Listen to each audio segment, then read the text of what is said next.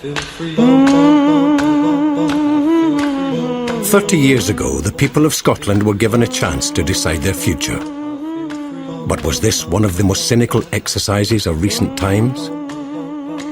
This is a tale of government secrecy, intrigue and double-dealing, and of how the political fallout changed the course of history. Feel when I dance with you. We move like the sea. You're all I want to know. I feel free. I feel free. I feel free.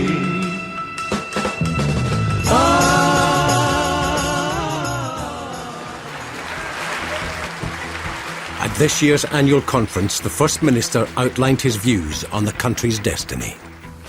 Independence is the key to Scotland's future and Scotland's success.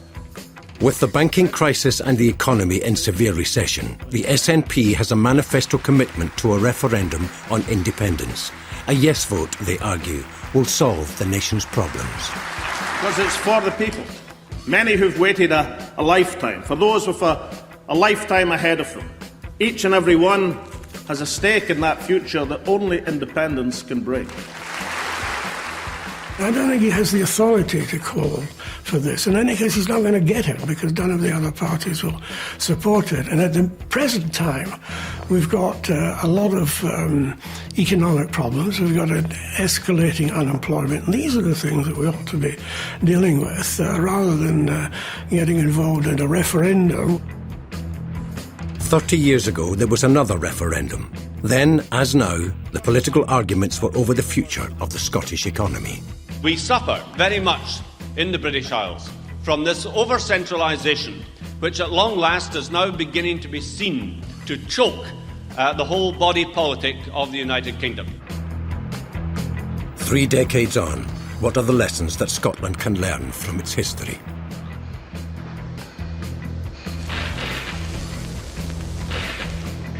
A generation ago, manufacturing was still the powerhouse of the Scottish economy. One industry, shipbuilding, symbolised the country's industrial might. It's important to reflect just what Scotland was like in the 1960s and 1970s. Absolutely impossible to envisage that now, but the Clyde was alive, producing shipping for the world. And in those days, the battle lines in the class war were clearly defined. There was this dreadful thing called the Tories and this wonderful thing called the Labour Party. And I think there was still a good bit of that fundamental belief in the Labour Party as the champion and the protector of working class people. And in return, the party could rely on a guaranteed number of votes for their survival. It was obvious that Scotland was essential to the possible formation of a Labour majority at Westminster. And that meant that Scotland got a lot of interest from the UK Labour Party because it was an area which could deliver the seats at Westminster. The relationship between the Scottish Labour Party and the working class was one of mutually assured survival. If manufacturing jobs were threatened, the party was expected to defend them in Parliament. In the summer of 1971, Scottish shipbuilding faced just such a threat. The Conservatives stopped funding the firm Upper Clyde Shipbuilders, threatening the livelihood of thousands. And the workers and their union representatives responded in a very unusual and then imaginative way. Instead of going on strike, they announced the establishment of a work-in to put pressure on the Conservative government to reverse the pulling of the plug on subsidies to the company. Shop steward Jimmy Reid announced a new style of industrial action. The fight to keep UCS open was as much about Scottish national identity as working class solidarity. The shop stewards representing the workers are in control of this yard, and there will be no hooliganism, there will be no vandalism, there will be no bevying, because the world is watching us, and it's our responsibility to conduct ourselves responsibly and with dignity and with maturity.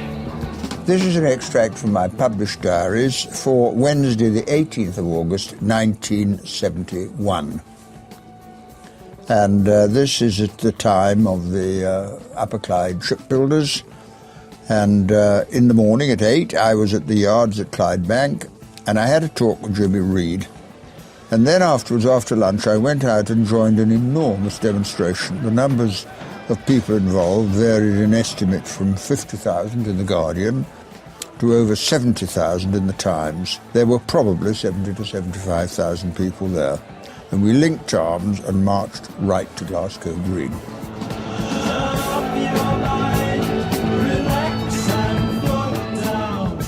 Support for the Scottish working class heroes flooded in from all over the world, with John and Yoko sending red roses and a cheque for £1,000. The work-in lasted for 9 months, with the men committed to meeting the order book. Eventually, something had to give. Conservative Prime Minister Ted Heath acceded to the workers' demands. The UCS work-in was a milestone in the history of the Scottish labour movement. The workers had triumphed over the bosses, but it had other far-reaching consequences for the cause of nationalism. Well, I think a lot of people in Scotland felt that Scottish industry was just regarded as something could be disposed of. And a lot of the national feeling, which later came forward in the campaign for devolution, began at that time, because they felt that all decisions were taken in London. When anything went wrong, the only planning document there was a railway timetable to London to go and see a British minister.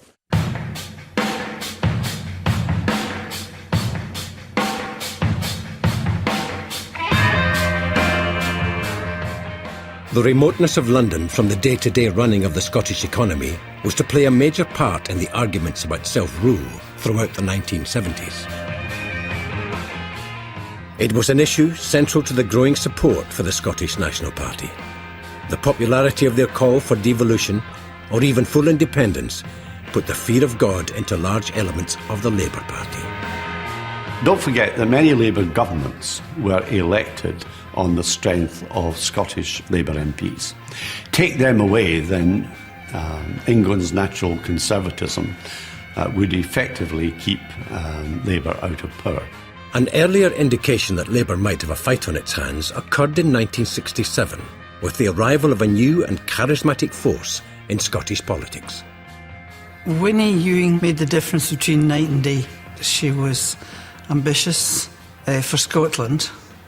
She was quite exciting herself. You know, she drove a wee sports car and wore terrific clothes and so on. No, she was just right at the time. Hamilton, the one result that's still to come, where they've got this intriguing element of the Scottish nationalist candidate. Let's go and get a report from David Lomax. Ewing, being a woman and an SNP candidate, was given very little chance of success in the Labour safe seat, although some were beginning to have doubts. On polling day in Hamilton, I went into the council buildings and I met the election agent who was sitting there quite happy, like the king on a throne.